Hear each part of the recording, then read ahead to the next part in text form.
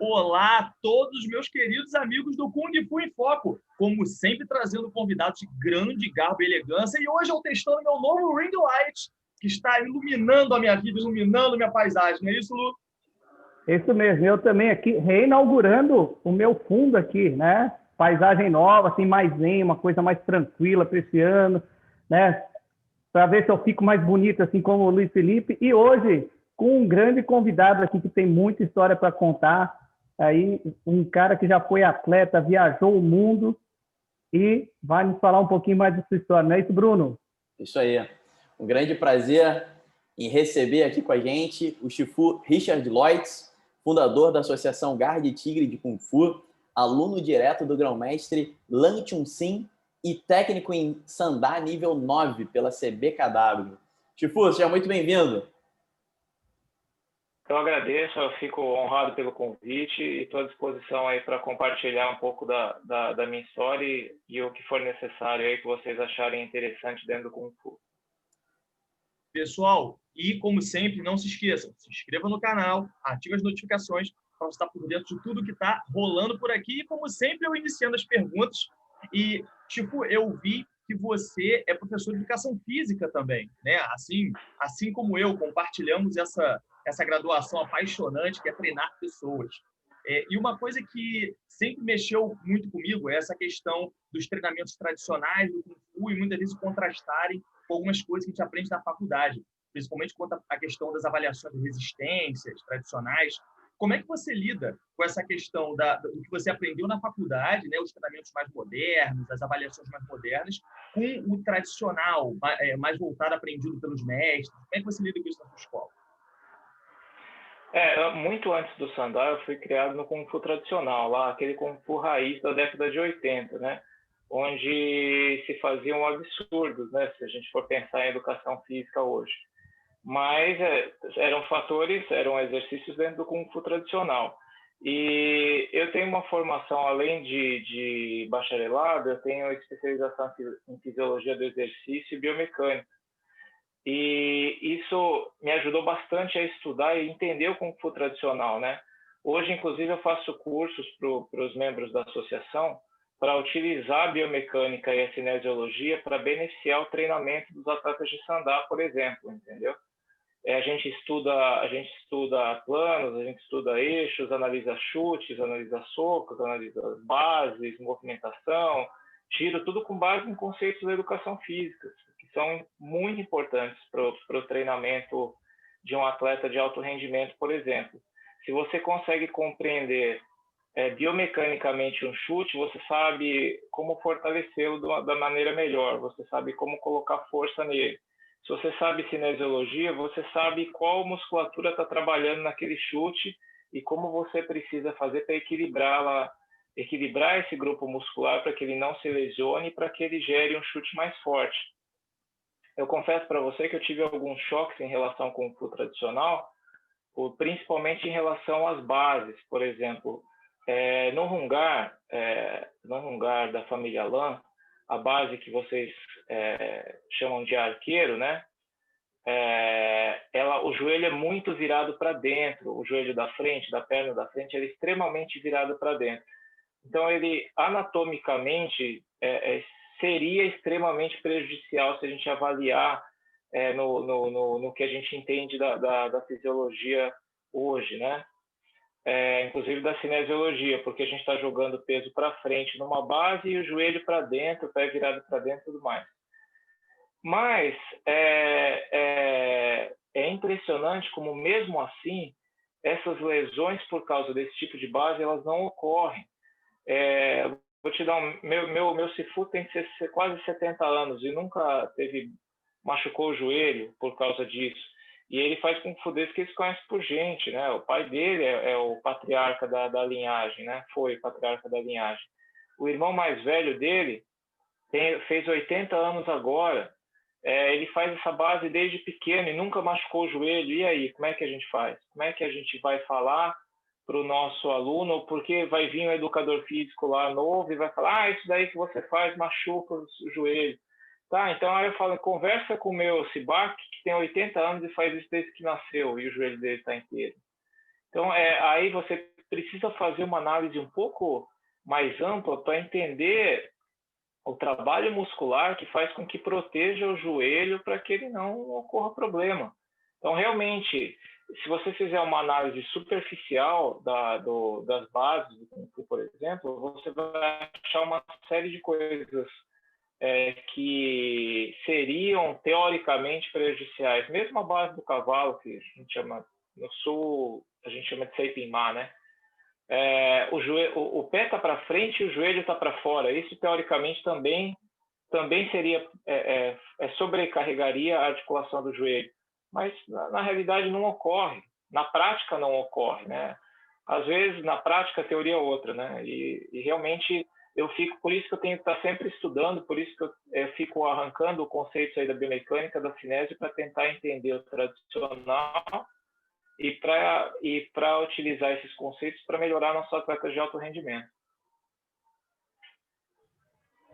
Tipo, e ainda falando um pouco sobre, puxando o gancho, na realidade, sobre atletas, né? Você teve a experiência, alguns anos atrás, de participar aí de um campeonato na China, né? Que reúne todas as famílias de Hungar, né, se não estou enganado. Você pode falar um pouquinho dessa experiência aí, como foi esse primeiro campeonato que você participou na China?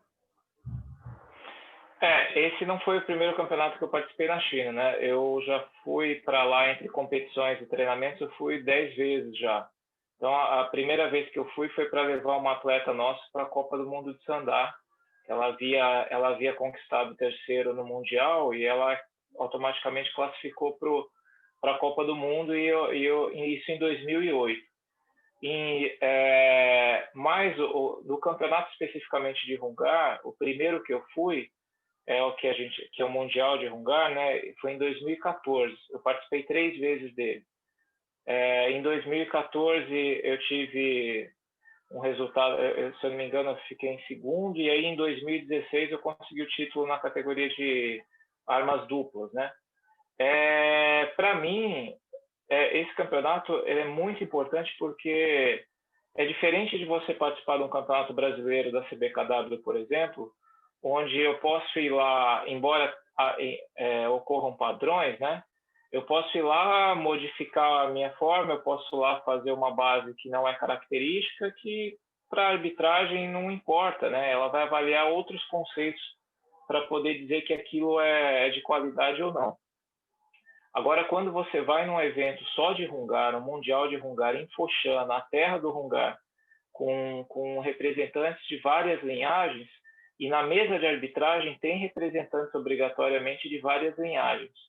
E eles entenderem que aquilo que você está fazendo é de qualidade é muito complicado, né? E além de tudo, se você errar a forma, ainda é facilmente identificável, né? Porque tem representantes da minha linhagem lá. Então, foi uma pressão bem grande, assim. E aí, em 2016, eu fui para fazer... Nesse ano que eu consegui o primeiro lugar, eu fui lutar também. E aí, entrei lá no meio para lutar com a chinesada lá, ringue fechado, umas regras meio confusas, mas voltei vivo. Mas é um evento muito importante. Agora, em 2018, a gente levou uma equipe... A gente foi com uma equipe de cinco atletas para esse Mundial.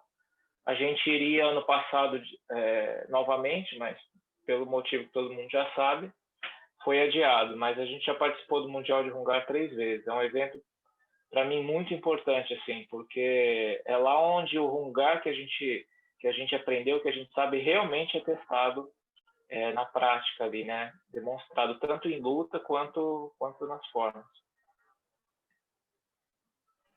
Chifu, realmente, analisando o seu currículo, é emocionante ver a quantidade de competições internacionais, né, pelas quais você passou e passou muito bem, conseguiu muitas posições incríveis, né, e campeonatos grandes. Quando eu morava na China, em 2006, eu tive a oportunidade de ser convidado até pela mestra Lili Lau, e eu participei de um campeonato bem menor do que esses campeonatos que você participou, em Qingdao, uma ilhazinha em Shandong.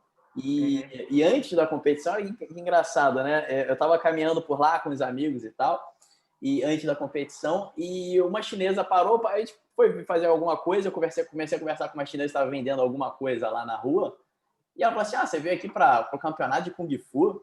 Ocidental não consegue aprender Kung Fu. O quê? Eu fui campeão, né? Foi um campeonato pequeno, internacional, mas eu fui campeão. Você teve a oportunidade de participar de campeonatos muito grandes, né? E se sagrar muito bem, né? Em excelentes colocações. Queria que você falasse um pouco disso. Como é que um brasileiro consegue uma posição tão boa no campeonato internacional? Assim? Olha, é persistência, né? É o que o brasileiro tem. É o que ele tem de melhor, né? Primeiro, enfrentar, com medo ou sem medo, enfrentar. E a segunda é persistência. Eu acho que de tudo que eu fiz lá na China e fora, o desafio que eu considerei mais complicado mesmo foi ter participado do evento do Templo Shaolin. Não sei se você já ouviu falar nesse evento. É o evento que acontece de 2 em 2 anos, ele é aniversário do Templo Shaolin. Então, você imagina, um evento de aniversário do Templo Shaolin vai a China inteira. É a meca do Kung Fu, né? Se você colocar nos vídeos aí na internet, aqueles vídeos famosos que tem o pessoal da escola de Targou, que é aqueles de vermelhinho, que fazem aquelas coreografias com milhares de alunos ao mesmo tempo, formando desenhos, isso daí acontece nesse evento. E a estrada que sobe para o Templo Shaolin, que sai de Tanfan e sobe para o Templo Shaolin, tem mais ou menos uns 20 minutos ali subindo de carro. Eles colocam crianças naquele trajeto, várias fileiras de criança no trajeto inteiro. Você passa 20 minutos sem acabar a criança, que é criança da China inteira, que vai para lá. Uma vez, em 2010, que foi a primeira vez para lá, eu fui com o Adriano Pitoli, que era meu aluno de Lençóis. A gente brincou, a gente fez uma conta básica assim, do tempo que passou ali e da quantidade de criança, dava mais que a população de Lençóis Paulista, que a gente tinha passado ali só de criança, fazendo demonstração. E nesse dia eu fui para lutar, eu fui o primeiro sul-americano a lutar nesse evento, né?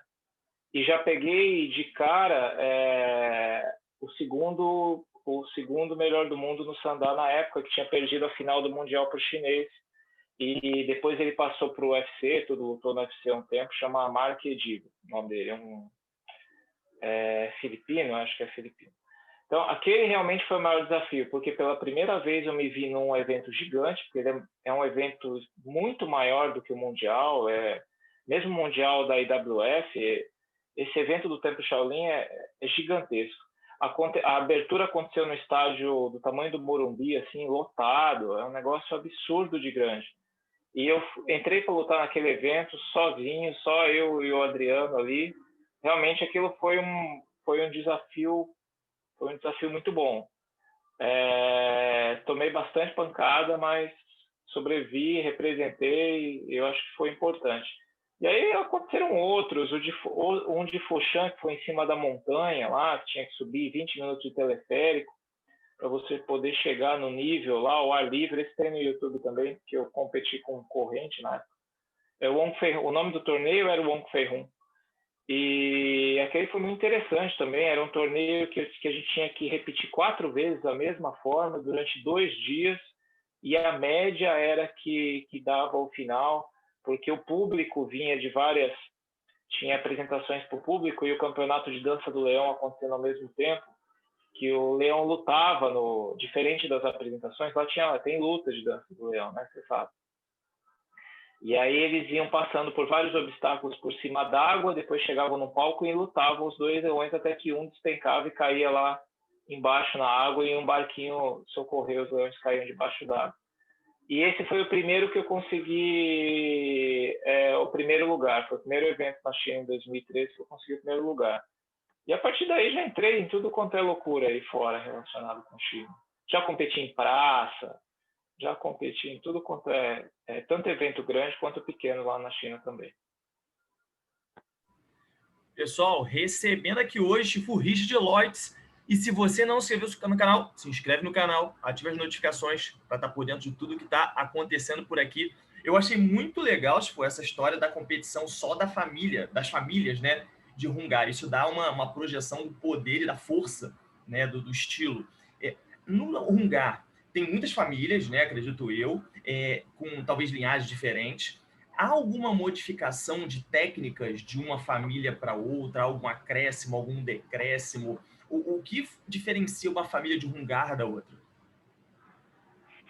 Olha, o que acontece são subdivisões da árvore genealógica, né? Mas as diferenças ocorrem muito. Às vezes as diferenças ocorrem até dentro da própria família, entendeu? Então, quando você muda de família, as diferenças são muitas.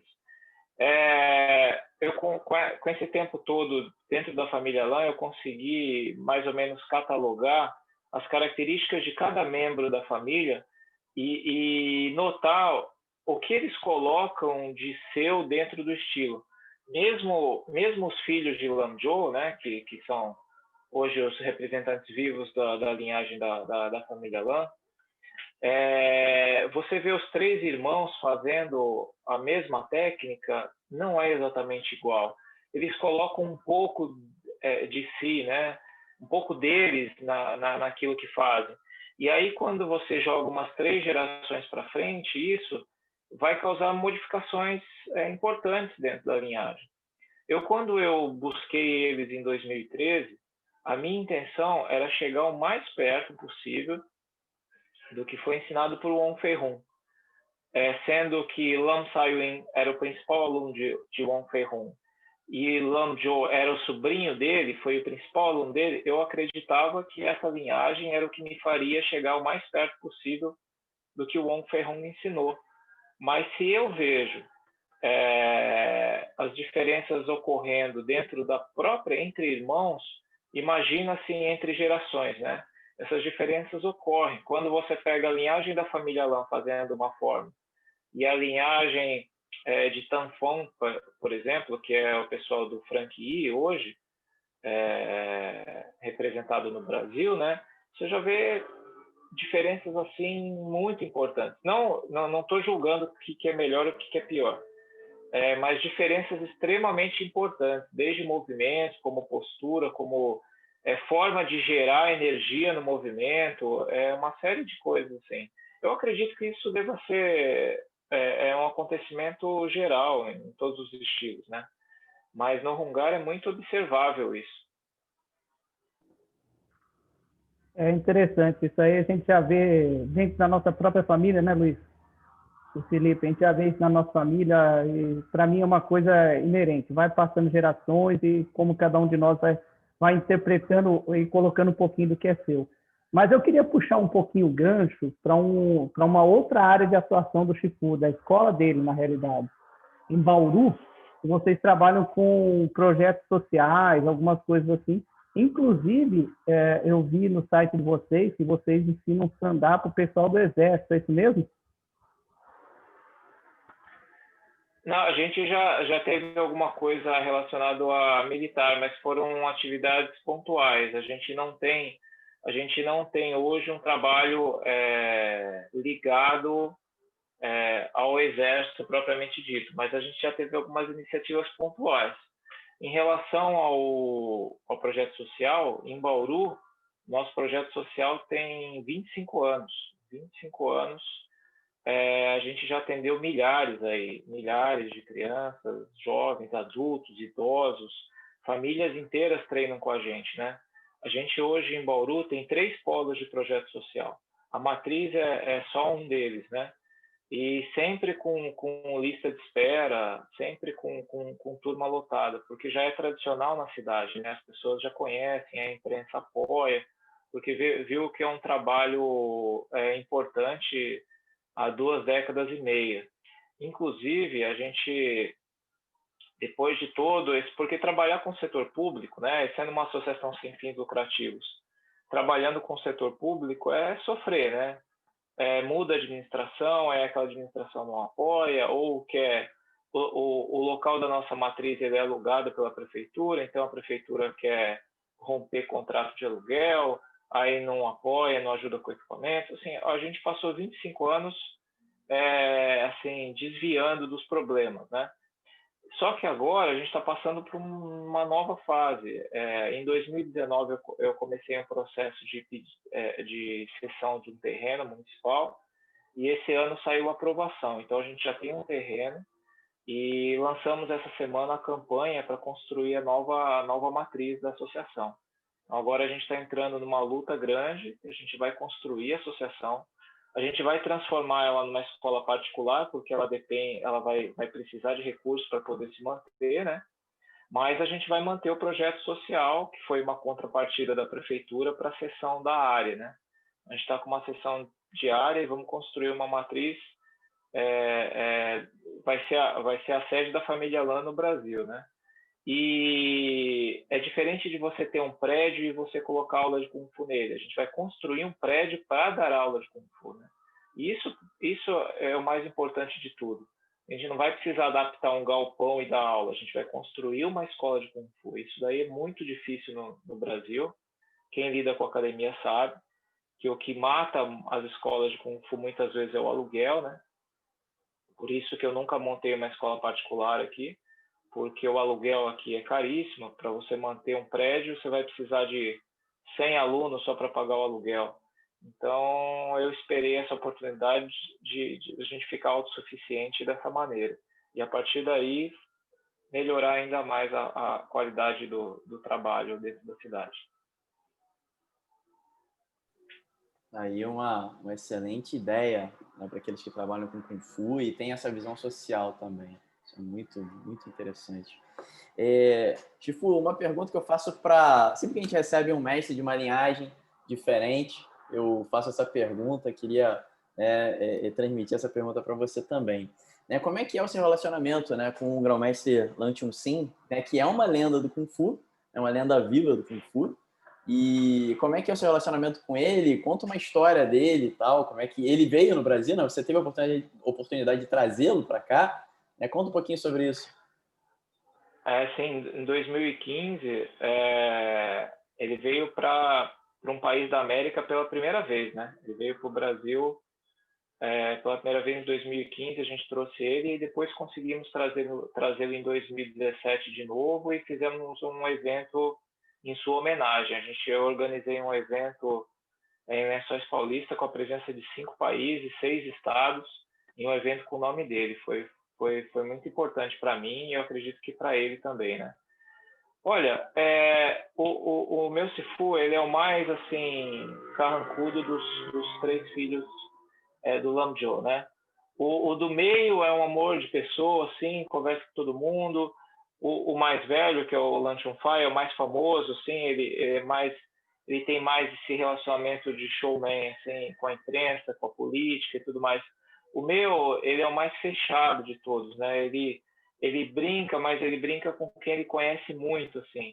Ele parece até meio antipático, embora não seja, né? Mas ele, assim, tem um coração muito bom.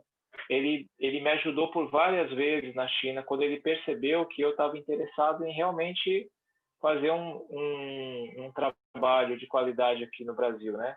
Mas ele é muito arisco, ele demora para confiar em você, assim como os chineses tradicionais, né? Ele é muito arisco. Só que o legal dele é que ele traz da raiz da linhagem do Wong Fei-hung a medicina chinesa, né? Ele ficou como representante dos filhos de Lanzhou, é o único que hoje trabalha com a medicina chinesa. Então, o Wong Fei-hung passou aquele conceito do Jit Da, da massagem, do tratamento com ervas, ele passou para o Lam Sai-win, o Lam Sai-win passou para o Lanzhou, e o Lanzhou passou para os seus filhos. Mas quem trabalha, o único dos 3 filhos que trabalha com medicina chinesa é ele, né? Que tem a clínica de medicina, tudo. E aconteceu um fato interessante relacionado a isso, que eu sou uma pessoa extremamente cética, né?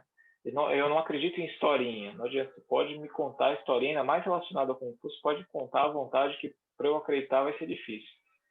E da última vez que eu fui para lá, em 2019, a gente estava conversando lá, tomando chá, que ele sempre oferece chá para todo mundo que chega lá, e as bebidas que ele mesmo faz. Então, as bebidas alcoólicas lá, medicinais, ele mesmo que fabrica. Fica aqueles tonéis que deixa lá curtindo 1, 2 anos. E eu fui com um aluno meu do Piauí, e a gente estava conversando sobre um monte de coisas, e em algum momento chegou uma conversa sobre pedra no rim, né? Eu tenho pedra no rim, só quem tem sabe qual o tamanho do sofrimento que é, né? E a dificuldade de expelir uma pedra dessa. E a gente estava conversando, e aí ele disse que ele teve dor no rim, foi no médico, aí o médico disse que ele tinha 3 pedras e quis dar remédio para ele, falou que não ia tomar remédio nenhum, voltou para casa, tomou o chá dele lá, os remédios, e ficou bom. Aí ele voltou lá depois de um mês e a pedra sumiu. Aí, por mais que seja o meu se for, né? Eu falo, não é possível, isso é história. Isso é história. Eu tenho pedra no rim desde de 20 anos de idade, eu sei o sofrimento que é, isso não sai assim, né? Eu sei como é que isso é complicado. Aí ele pegou, não, isso eu resolvo. Aí pegou e jogou umas sementinhas assim, e jogou para mim para eu mastigar, e me deu um vinho que ele chama de vinho do tigre lá, um negócio forte, mas muito forte. O uísque é água perto daquilo. Aí eu tomei um pouco e a gente treinou lá, eu fui embora. E aí começou na volta para o Brasil, começou a dar uns sintomas assim, tipo de infecção urinária, sabe? Aí eu fiquei pensando, putz, não acredito, me peguei infecção urinária na China. Agora haja antibiótico para tratar disso, né? E a gente vai em cada lugar lá, né? Você nem sabe como foi. E aí eu cheguei em casa, quando eu cheguei em casa achando que eu estava com infecção urinária, antes de ir no médico, eu fui ao banheiro, pum, caiu uma pedra. Fui urinar, saiu uma pedra, sem dor, sem dor. Isso para quem tem pedra no rim, é impossível. Saiu uma pedra assim do nada. Aí eu fiquei uns 5 minutos pensando e lembrando que ele tinha me falado dos bagulhinhos que ele deu para mim tomar e comer lá. Ou seja, realmente a medicina chinesa é um negócio incrível. Ele conseguiu fazer eu expelir uma pedra de um tamanho razoável e sem dor. Deu tipo uma cólicazinha, mas assim, um incômodozinho e a pedra saiu. Se você me contasse isso, eu não acreditaria em você. Mas como aconteceu comigo, é impressionante. A medicina chinesa, que veio da época aí do Wong Fei Hung, é um negócio impressionante como funciona. A gente recebeu, né, Luciano? A Sônia Bride contou a história da noite do xamã, né, do esposo Sim, a noite dela. do xamã, exatamente. E Olha, eu que lembrando disso aqui trabalho com agora medicina, também. eu que trabalho com medicina chinesa também já vi cada uma que quando me contaram, quando eu comecei a aprender algumas coisas com o já falecido grão-mestre Shan Fu-Chen, né? Eu falava, não, mas isso aí é mentira, isso aí não existe. É só quem viveu e passou a experiência que sabe para falar. Você conta para a pessoa toda a experiência, ela fala, não, você está brincando comigo, isso não existe. Mas, gente, existe. Eu passei. Não, se tivesse contado para mim, eu não acreditaria. Eu tenho cálculo renal, foi... eu já tive, né? E eu passei por uma experiência parecida com o Qigong. Muito parecida, muito similar. E se eu conto também, eu quase não conto, porque ninguém vai acreditar mesmo. Então, Não. E quem já passou por uma dor de cólica renal sabe o quanto isso é improvável.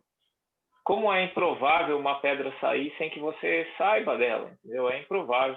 Mas em relação à medicina chinesa, eu já passei por mais uns 2, 3 casos assim surreais, assim. Quando você vai estar em Pequim e você às vezes contrata um passeio para ir na muralha, alguma coisa assim, você paga baratinho no passeio, mas aí eles te levam lá na volta do passeio, eles te levam em alguns lugares que eles ganham comissão, né? Não sei se você já passou por isso.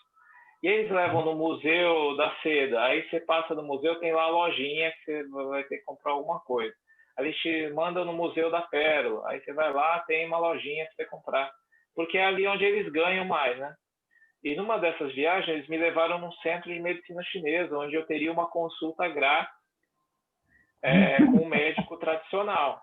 Aí eu falei, pronto, já vão querer me passar, né? Passar a perna, mas tudo bem, vamos lá. Já tô sempre aqui, bom. eu sou tonto. Eu já tô aqui, né? Eu tenho que vir, né? Aí tá bom, vou lá, aí vem o médico que não fala inglês, e vem uma moça que fala aquele inglês do chinês, né? Que vocês sabem a qualidade. Aí ele pediu para eu abrir a mão, estender a mão, ele pegou durante uns 5 segundos, sentiu minha pulsação, né?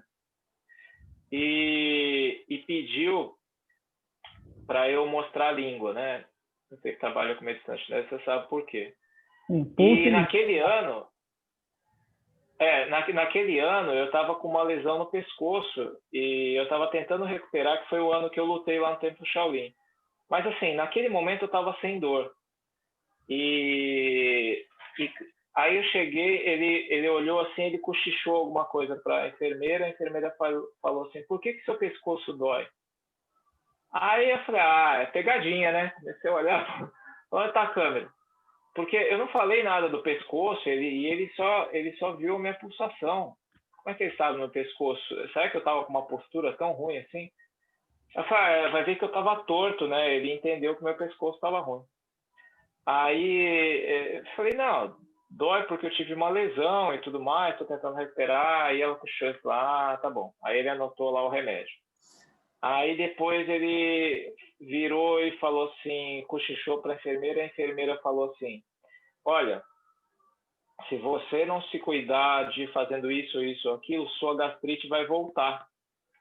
E eu já tive uma gastrite forte que naquele momento também não tinha nenhum sintoma, não estava com nenhum problema. Mas ela não falou que eu estava, ela falou que ela ia voltar. Aí eu falei, não é possível, cara. Não é possível. E aí eles já me pegaram e passaram os remédios lá. E só por alguns segundos vendo minha pulsação e olhando minha língua, né? Então, a medicina chinesa realmente... E depois eu levei alguns alunos lá, eles passaram pela mesma experiência, saíram de lá boca aberta, porque eu falei, não, eu quero ver isso de novo, vai ver que ele fala isso para todo mundo e me acertou, né? Ele foi lá e matou os problemas dos outros 2 alunos, assim, na cara, em questão de segundos. É impressionante mesmo. Pessoal, recebendo aqui hoje o Richard Lloyd. E se você ainda não se inscreveu no canal, se inscreve no canal, ativa as notificações para ficar por dentro de tudo que está acontecendo por aqui. Chifu, agora voltando na sua questão de atleta, né? Você tem uma experiência de competições muito grande, vitorioso na maioria delas. Como é que você lida com isso dentro da sua escola com alunos que não têm essa pegada de competição, de ser atleta? O como você acha importante o professor de Kung Fu ou o praticante de Kung Fu estar nas competições? Você acha isso fundamental para formar um professor? Qual é a sua opinião? Então, primeira coisa, o que eu faço em relação a isso é não dar extremo valor para isso. O extremo valor para a medalha, essa ou aquela medalha. Dar extremo valor para segundo, terceiro, para primeiro, para se o campeonato é mundial, se o campeonato é pan-americano. Se o atleta é campeão brasileiro ou mundial, para mim não faz muita diferença. Assim. Eu não trato ele diferente e não hipervalorizo isso. Isso já me evita uma série de problemas inerentes ao ser humano, né? Quando você valoriza aquele que... Isso não me isenta de problemas, mas diminui. Quando você hipervaloriza aquele que venceu, você, no final das contas, vai acabar reprimindo aqueles que não têm essa capacidade, né? Ou que não têm essa força de vontade, ou que não têm habilidade e tudo mais. Eu faço o possível para ensinar meus alunos desde cedo de que isso é uma coisa legal, que a gente é legal ir competir, é legal vencer, mas é só parte do processo, né? Eu tento utilizar a competição como melhora de outros aspectos, como melhora um pouco da autoestima, um pouco do lidar com a pressão, um pouco de superar desafios, um pouco para entender que você tem limites, mas é capaz de conquistar determinada coisa. Então, eu lido com a competição muito mais com esse tipo de conceito do que com o conceito de esporte de rendimento em si. Porque, embora o Sandá a gente tenha treinamento de alto rendimento, quando você coloca isso na frente dos conceitos principais que tem o Kung Fu, se você se desliga totalmente do Kung Fu tradicional, você anula o Kung Fu, você anula tudo que o Kung Fu traz de bom. Então, é difícil você conseguir conjugar essas duas coisas? É difícil, mas a gente tem conseguido fazer isso. E mesmo com os atletas de Sandá, eu tento não hipervalorizar suas conquistas, não hipervalorizar suas derrotas e transformar a competição simplesmente num processo de crescimento. Então, independente de onde foi, independente da medalha que conquistou, isso é um processo de crescimento pessoal. E outro fator que eu também utilizo é como recuperação social, né? Quando você lida com um projeto social, você está lidando com jovens que não têm menor perspectiva. A melhor perspectiva, às vezes, que ele tem é de ser o traficante-chefe da facção, entendeu? Então, eu começo a apresentar um outro caminho para que ele siga, saia, tire a cabeça dali e comece a dedicar o seu foco, a sua energia de pré-adolescente, de adolescente nisso. Então, a gente dá apoio fisioterápico, a gente consegue apoio, às vezes, nutricional, a gente consegue parceria com a academia, e a pessoa sai daquele rumo ruim e entra num rumo bom. Então, é outro aspecto que eu utilizo as competições é de recuperação social. Mas, assim, por mais que a gente já tenha essas conquistas em mundiais, tanto de sandá quanto de tradicional, a gente tem uma característica de não valorizar muito esse aspecto do resultado ou da cor da medalha, entendeu? Assim que a gente tem trabalhado. Embora a gente vá para competir para vencer, dê o máximo possível, a experiência ao longo do tempo e as cabeçadas que eu dei me ensinaram que essa é a melhor forma de eu conseguir manter um grupo unido, por exemplo. Agora chegou aquela hora que eu tenho que perguntar para o Chifu Bruno Barros. Como estamos no tempo, Chifu Bruno Barros? Então, temos aí... Vamos terminar essa rodada? Vamos? Luciano e depois... Vamos lá? Vamos lá, vamos lá. Chifu, então assim, eu vou fazer uma pergunta que é um pouco fora do Kung Fu. Eu tenho que fazer sempre essas perguntas aos convidados, porque eu sempre digo que Chifu e mestre também é gente, então o povo quer saber. Curioso do seu currículo é que você fez rádio e TV. Como é que foi essa experiência? Você chegou a exercer, narrou algum jogo de futebol importante, gritou aquele gol de 30 minutos, assim, gol, e não parava o gogó? Como é que é isso? Eu sou do litoral, né? Eu não sou daqui de Bauru. Eu nasci em Santos, cresci no Guarujá, e meu irmão trabalhava com essa parte de filmagem de eventos e isso tudo. E eu trabalhei com ele na adolescência, não pensava, embora já praticava Kung Fu desde pequeno, desde os 10 anos de idade, eu não pensava em utilizar isso como uma profissão, né? E aí eu comecei a trabalhar com ele de câmera. E eu gostava dessa parte de bastidor de câmera, de edição, e eu prestei, ao invés de prestar educação física, eu prestei rádio e TV, tanto na USP quanto na Unesp em Bauru, e acabei passando na Unesp e vindo para Bauru. Querendo ou não, o fato de ser formado em rádio e TV me ajudou em uma série de coisas, me ajudou a montar melhor a mídia, me ajudou a fazer as edições dos primeiros vídeos, né?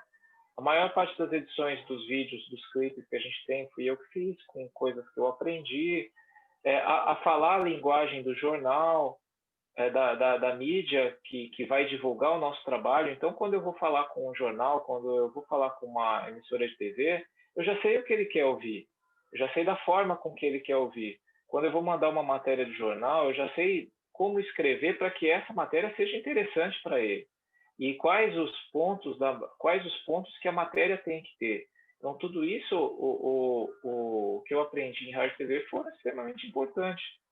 Hoje, quando eu mando uma matéria de jornal para o Jornal de Bauru, praticamente todo o texto é publicado, porque a gente já está entrosado de uma maneira que eu já sei o que o jornal quer daquela matéria, o que eu tenho que colocar nela e de que maneira eu tenho que colocar nela. E escrever de uma forma correta e tudo mais, entre outras coisas. E tudo isso foi a faculdade de comunicação em rádio e TV que me ensinou. Querendo ou não, aí eu trabalhei, fiz alguns freelancers de câmera depois que eu me formei, fiz freelancers de edição de imagem, mas basicamente, logo depois eu já comecei a estudar educação física e aí ficou o rádio e TV como um auxiliar no trabalho mesmo.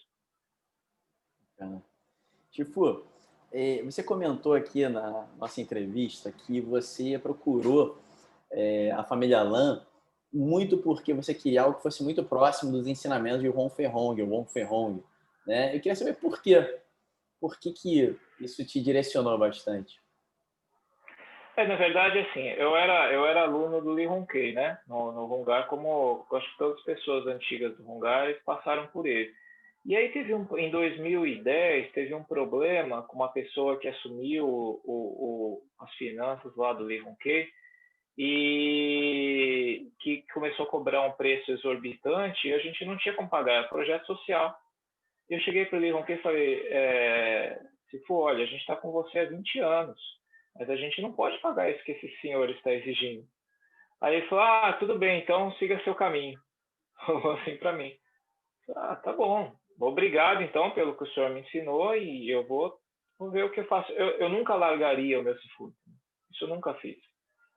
E aí eu fiquei sozinho de 2010 a 2013. Eu fiquei sozinho. E aí eu comecei a contato por e-mail com a família Lan e eu fui para lá para pedir asilo, né? Eu tinha um evento em Hong Kong para competir. Eu falei, vou aproveitar esse evento de Hong Kong para competir e vou lá na escola do Guangzhou pedir asilo, né? Aí eu cheguei lá para eles, contei toda a minha história e eles me aceitaram. E fica aquele período de avaliação, né? Eles me aceitaram, mas queriam ver se... E aí eu passei por uma experiência muito traumática. O meu Cifu, como eu disse, ele é o mais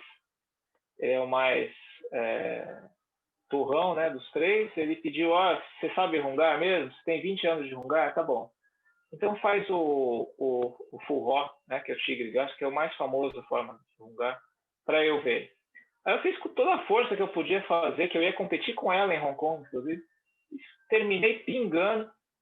Ele olhou para mim e falou, tudo bem, mas o que você faz é ginástica, não é Kung Fu. Só ginástica, sua ginástica está muito boa. Mas de Kung Fu isso aí não tem nada. Isso em 2013, depois de 20 e poucos anos de Kung Fu.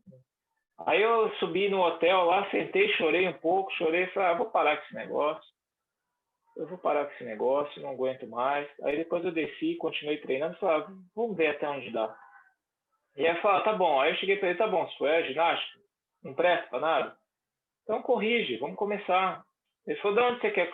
Eu falei, o que você quer aprender? Eu falei, não, já que o senhor falou que o que eu sirvo não serve para nada, vamos começar a corrigir, então. Mostra para mim como é que eu tenho que fazer para que não seja só ginástica. E aí ele foi corrigindo e aí não larguei mais, acabei resistindo a mais essa.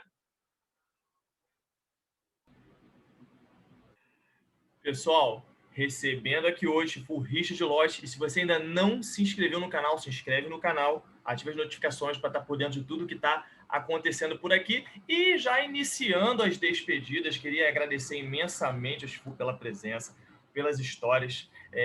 Sempre quando a gente termina a entrevista, a gente fica com aquele gostinho de poderia ter feito mais essa pergunta, mas em algum momento ganharemos uma emissora só para gente. Não é isso, Luciano? Olha, se for uma emissora com todos os BOs e dívidas que costumam atrelar a mídia brasileira, eu prefiro não, prefiro ficar no nosso humilde, o nosso canal Kung Fu em Foco aqui, do jeitinho que ele é, feito com muito amor e carinho para vocês, não é isso, Bruno?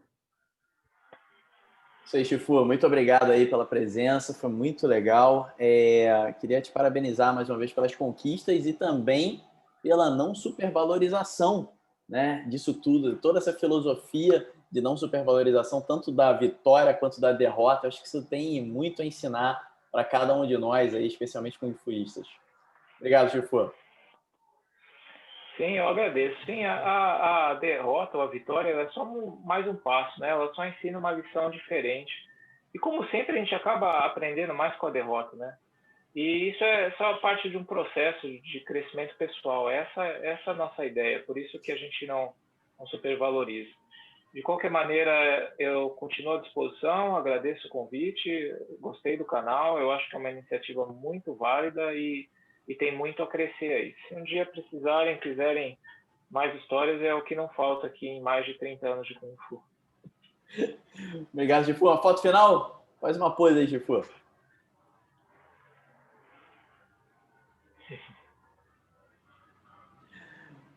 Valeu, Chifu. Até mais. Até a próxima. Falou, pessoal. Valeu, até Valeu, mais. pessoal. Até a próxima. Quarta-feira tem mais, hein? Tchau, tchau.